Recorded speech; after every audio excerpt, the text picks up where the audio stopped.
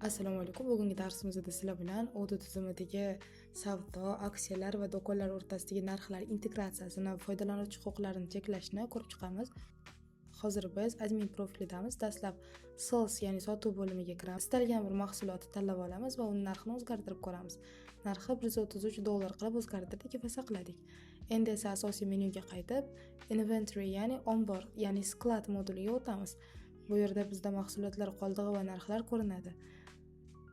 Biror mahsulotni tanlaymiz. Ko'rib turganingizdek, hozir uni narxi $1 turibdi. Tizimda narxlar markazlashgan, ya'ni bitta joyda narx o'zgarsa, hamma filialda avtomatik o'zgaradi. Narxni $444 ga o'zgartiramiz. Keling, buni tekshirish uchun yangi sotuv buyurtmasi, ya'ni quotation yaratamiz. Mijozni tanlaymiz va mahsulot qatoriga mahsulotlarni qo'shib chiqamiz. Undan bir nechta dona qo'shib chiqdim. Narxlar va buyurtma tayyor bo'lgach, uni tasdiqlaymiz, ya'ni confirm tugmasini bosamiz va buyurtma sales order, ya'ni sotuv buyurtmasi holatiga o'zgaradi. Navbatdagi qadam hisob faktura yaratish. Create invoice tugmasini bosamiz. Tizimda shunchaki qoralama, ya'ni draft invoice yaratib olamiz. Uni tekshirib bo'lgach, confirm tugmasini bosib tasdiqlaymiz va hisob fakturaga rasmiy raqam beriladi. Preview tugmasini bosish orqali mijoz buni chek yoki shot faktura shaklida qanday ko'rishi vizual ko'zdan kechirishi mumkin bo'ladi.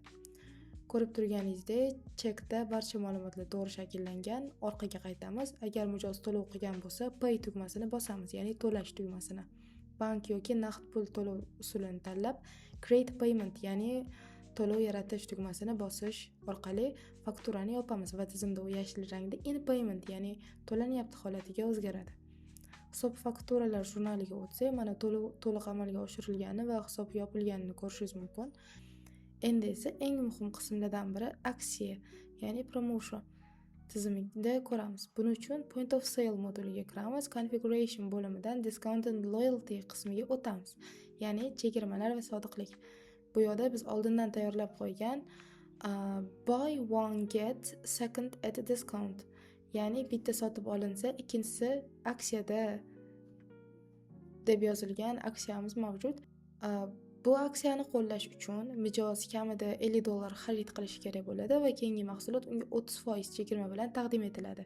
Tizimda bu aksiya uchun mahsulot promokodlar ham generatsiya qilingan. Keling, ushbu aksiyani amalda tekshirib ko'ramiz. Buning uchun do'kon filialimizni ochamiz. Kassa ochilishida qoldiq naqd pulni kiritamiz. Misol uchun $1000 va do'kon interfeysiga kiramiz. Savdo oynasida bizga mahsulotlar ko'rinadi. Bu yerda narxni 444 qilib belgilagan pomidor mahsulotimizni tanlaymiz. Mijoz 3 ta pomidor olganda va miqdorini 4 taga yetkazganimizda tizim o'rnatilgan aksiya qoidasi avtomatik taniydi va $30 on your order degan yozuv bilan chegirma chekka hisoblab beradi. Jami summadan chegirma ayriladi. Payment tugmasini bosamiz. Naqd pul orqali to'lovni qabul qilib, validate, ya'ni tasdiqlash tugmasi bilan chekka chiqazamiz. Chekda aksiya va chegirmalar to'liq ko'rsatilganini ko'rishingiz mumkin. Endi to'liq inventarizatsiya va ombor hisobotlarini ko'rish uchun yana inventory moduliga o'tishimiz kerak.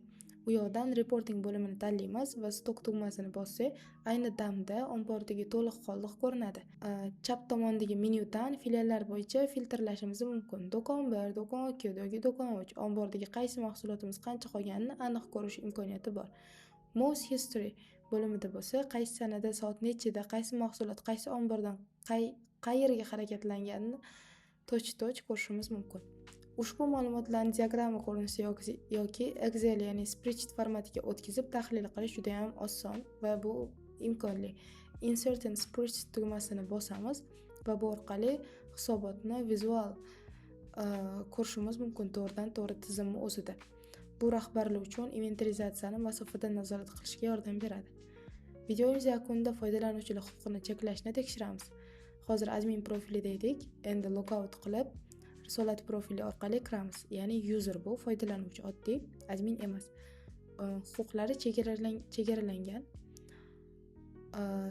Bu profildan sales yoki inventory bo'limiga kirib, mahsulotlar ro'yxatini ochganimizda bu yerda faqat narxlarni ko'ra oladi oddiy user, ya'ni read only. U tasdiqlangan hujjatlarni ham, narxlarni ham o'z xohishi bilan o'zgartira olmaydi. Tizimimiz to'liq xavfsiz va barcha berilgan talablarga tayyor bo'ldi. Shu bilan videomiz o'z nihoyasiga yetdi. Salomat bo'ling.